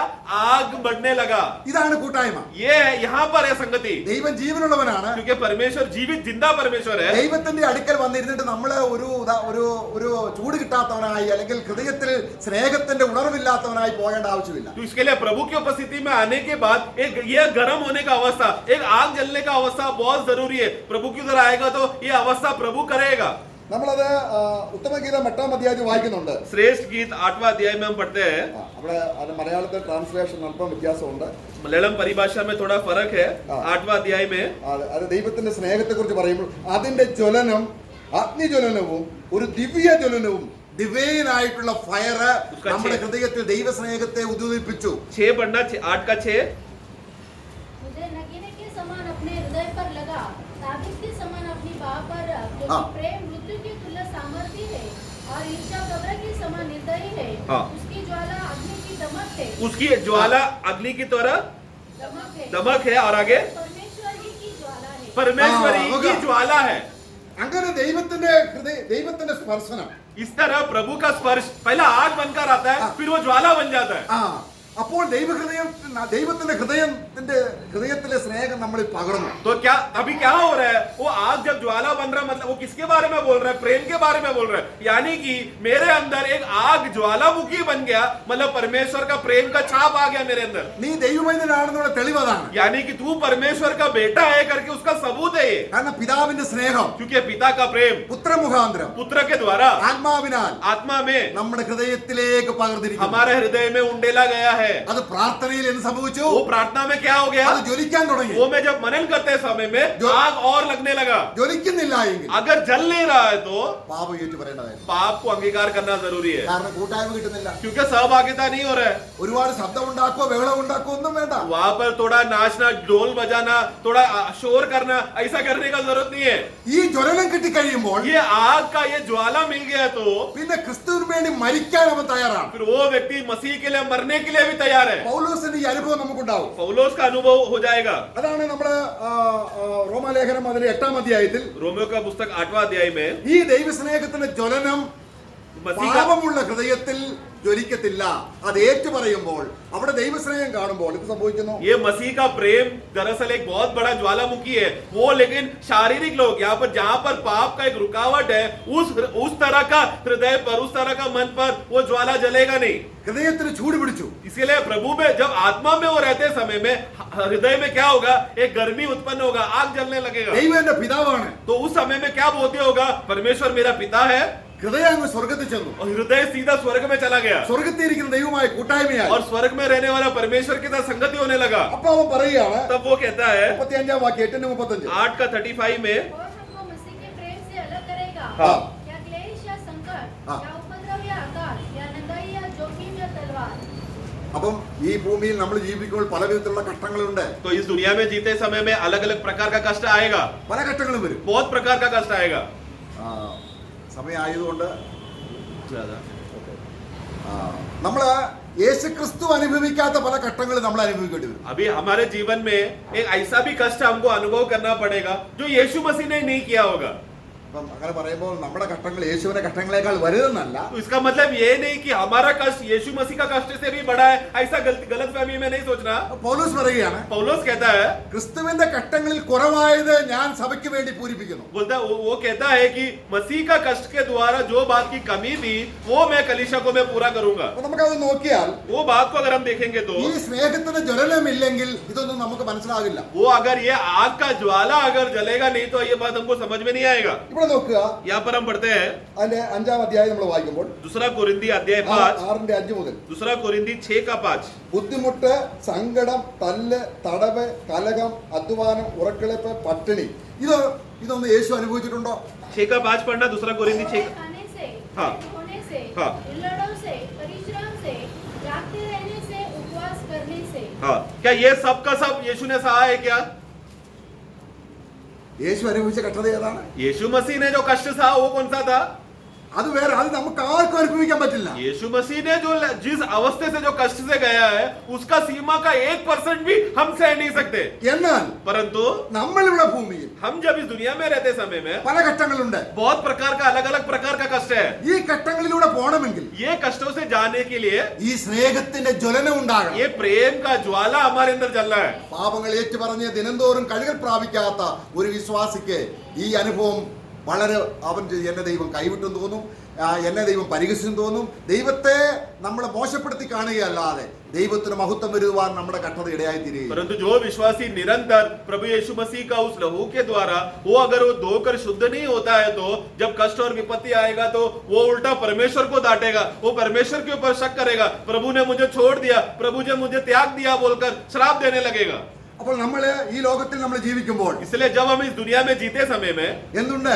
क्या है, കഷ്ടതയുണ്ട്. नाना प्रकार का कष्टता है। അത് നമ്മുടെ തേജസ് വർദ്ധിപ്പിക്കും. वो क्या करेगा, हमारा महिमा को बढ़ाने का कारण है। പക്ഷെ അതിനൊരു ധൈര്യമില്ലായ്മ എന്തുണ്ടാക്കുന്നു? परंतु उस विषय के लिए मुझे अगर उत्तेजना नहीं है, यानी कि मुझे कष्ट आने से मुझे महिमा होगा करके, यह खुशी अगर मुझ में नहीं है, बल्कि कष्ट आ रहा है, मैं उदास हो रहा हूं, तो കാര്യം എന്താണ്? कारण क्या है? നമ്മൾ പാപങ്ങൾ ഏറ്റുപറയുന്നു. हम लोग रोज पाप का अंगीकार नहीं कर रहे। इसके लिए ദിവസവും കഴുകുന്നില്ല. रोज हम धुल नहीं रहे। ദിവസവും നമ്മൾ ആഹാരം ഭക്ഷിക്കുന്നില്ല. रोज हम लोग मसीह के साथ संगति में आकर मसीह का मेज का वो भोजन नहीं खा रहे। ഏതെങ്കിലും ഒരു പാപം കിടപ്പുണ്ടെങ്കിൽ തിരുവചനം ആസ്വാദനമാകില്ല. कोई भी पाप अगर हमारे हृदय में बना हुआ रहा, वो ठोकर का कारण बन गया, प्रभु के साथ का संगति नहीं होगा, हमारा बढ़ोतरी नहीं होगा। ഏറ്റുപറയാത്ത പാപമുണ്ടെങ്കിൽ ഹോളി സ്പിരിറ്റ് പ്രാർത്ഥനയിൽ നമ്മളെ സഹായിക്കത്തില്ല. अगर कुछ भी पाप का अंगीकार नहीं हो रहा है, यानी कि पाप रोज प्रतिदिन पाप को मैं अंगीकार नहीं कर रहा हूं, तो पवित्र आत्मा मुझे प्रार्थना में मदद नहीं करेगा। നമുക്ക് ജീവിതത്തിൽ ശ്വാസം മുട്ടുന്ന അനുഭവമായിരിക്കും. हमारे जीवन में, एक विश्वासी जीवन में दम घुटने का अवस्था हो जाएगा अगर वो पाप का अंगीकार नहीं करेगा। तो നമ്മൾ 32 സങ്കീർത്തനം വായിക്കുമ്പോൾ 32 भजन संहिता में हम पढ़ते हैं, ഒരു ലംഘനം ക്ഷമിച്ചു പാപം മറച്ചു കിട്ടിയ മനുഷ്യനാണ്. वहां पर अधर्म को क्षमा हो चुका है, पाप का क्षमा मिला हुआ एक व्यक्ति, പക്ഷെ അവന്റെ ജീവിതത്തിൽ സമാധാനമില്ലാതെ വരുന്നു. परंतु उसके जीवन में शांति नहीं है। അവന് അവന്റേതായിരിക്കുന്ന 32 അധ്യായത്തിൽ നമ്മൾ വായിക്കുമ്പോൾ ആദ്യം തന്നെ അവൻ ഭാഗ്യവാനായിട്ട് ചിത്രീകരിക്കപ്പെടും. वो 32वां अध्याय का पहला वाक्य में धन्य है करके वहां पर बोलकर शुरू हो रहा है, അവിടെ എന്താണ് മൂന്നാം വാക്യം? परंतु तीसरा वाक्य അവന് മിണ്ടാൻ കഴിയുന്നില്ല.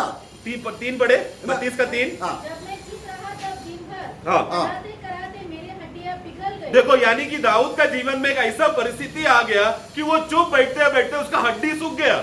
നമ്മുടെ ഹൃദയത്തിൽ ശരിക്കും ആത്മാവിന് സഹായം കൂടാതെ പ്രാർത്ഥിക്കുന്നതിനെ കുറിച്ചല്ല. ആത്മസഹായത്താൽ പ്രാർത്ഥിക്കുമ്പോൾ ആത്മാവ് പ്രാർത്ഥനയിൽ സഹായിക്കണമെങ്കിൽ നമ്മുടെ കുറവുകൾ ഏറ്റുപറഞ്ഞ് അപ്പോൾ കഴുകി ശുദ്ധീകരണം പ്രാപിക്കണം. इसके लिए हमें प्रतिदिन आत्मा का प्रार्थना का मदद का जरूरत है। प्रार्थना करते समय में प्रतिदिन आत्मा है जो हमें मदद कर कर हमें हमारे अंदर उत्तेजना बढ़ाता है। അപ്പൊ 3-4 വാക്യങ്ങൾ ഒരു വിശുദ്ധൻ, एक 3 और 4 का वाक्य में एक पवित्र जन, അവൻ വിശുദ്ധീകരണം പ്രാപിച്ചവനാണ്, वो पवित्रताएं प्राप्त कर चुका है, നീതീകരണം പ്രാപിച്ചവനാണ്. वो धर्मी ठहराया जा चुका है, ഡെയിലിയുള്ള കഴുകലില്ല.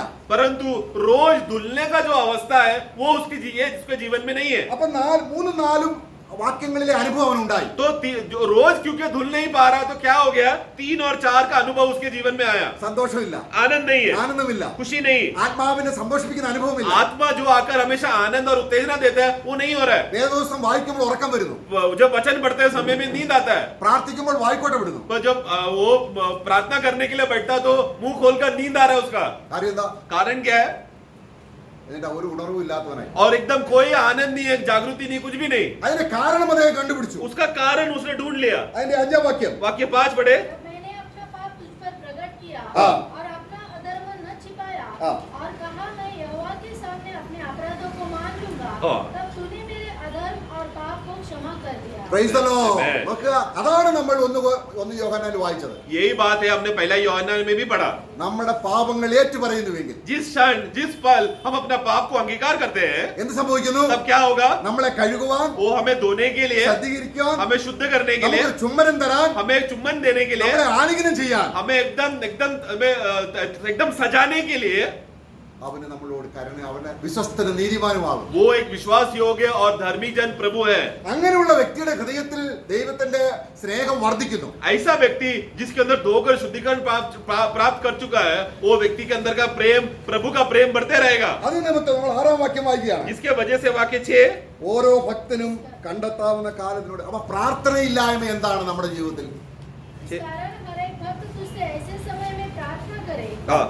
जबकि तू मिल सकता है। हाँ, तो देखो ना, ऐसा अवस्था भक्त के जीवन में कि वो प्रार्थना करते समय प्रभु नहीं मिल पा रहा, बोला तो कितना बड़ा भयानक अवस्था है ना वो। അപ്പൊ നമ്മുടെ ജീവിതത്തിൽ हमारे जीवन में വചനം ധ്യാനമില്ല, वचन का ध्यान नहीं है, പ്രാർത്ഥനയില്ല, प्रार्थना नहीं है, എന്നാലും ഒരു കുഴപ്പവുമില്ല. फिर भी चलता है ना, അപ്പൊ നമ്മൾ ആരാണ്? तब हम लोग तब किस प्रकार के लोग हैं?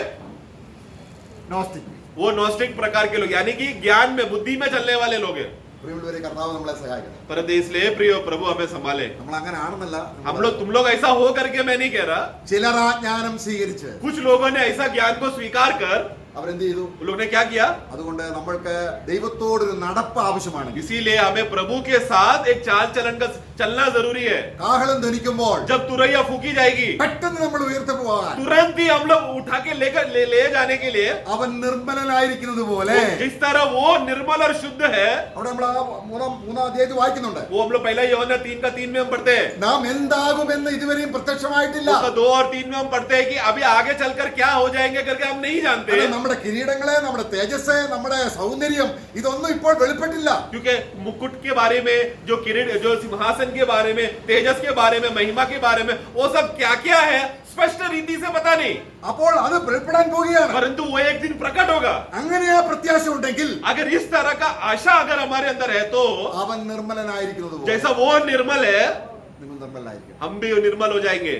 അപ്പോൾ യോഹന്നാന്റെ ലേഖനം 1-ാം അധ്യായത്തിൽ ഈ പശ്ചാത്തലത്തിൽ എഴുതുകൊണ്ട് നമുക്ക് ആ വചനം പൂർണ്ണമായിട്ടും നമ്മൾ ഇത് സ്വീകരിക്കുന്നില്ലെങ്കിൽ സത്യം നമ്മിൽ ഇല്ലാതെയായി നാം നമ്മെ തന്നെ വഞ്ചിക്കുന്നു, ദൈവത്തിന്റെ വചനം നമ്മിൽ ഇല്ലാതെയായി നാം യേശു ക്രിസ്തുവിനെ അസത്യവാദിയാക്കുന്നു എന്നീ ആരോപണങ്ങൾ നമുക്ക് മേൽ ഉയരും. इसीलिए अगर हम लोग ये इस बोध्य में हम लोग जो पहला यूहन्ना पढ़ते समय में प्रभु का वो सही ज्ञान का विषय में होना बहुत जरूरी है. ये ज्ञान अगर नया हम लोग रखते हुए अपना बुद्धि में कार्य कर प्रभु का जरूरत नहीं है बोला तो हम लोग क्या कर रहे हैं? परमेश्वर को हम लोग असत्य कहते हैं. परमेश्वर का जरूरत नहीं है बोलेंगे, पाप से धोने का जरूरत नहीं है बोलने का. ऐसा अवस्था और आरोप हम लोग प्रभु के विरुद्ध लगाकर प्रभु को हम लोग गलत ठहराएंगे. 1 യോഹന്നാൻ 8-10 വാക്യങ്ങൾ पहला यूहन्ना 1:8 और 9 അവിടെ പറയുന്ന ആരോപണങ്ങൾ നമ്മുടെ മേലാവും.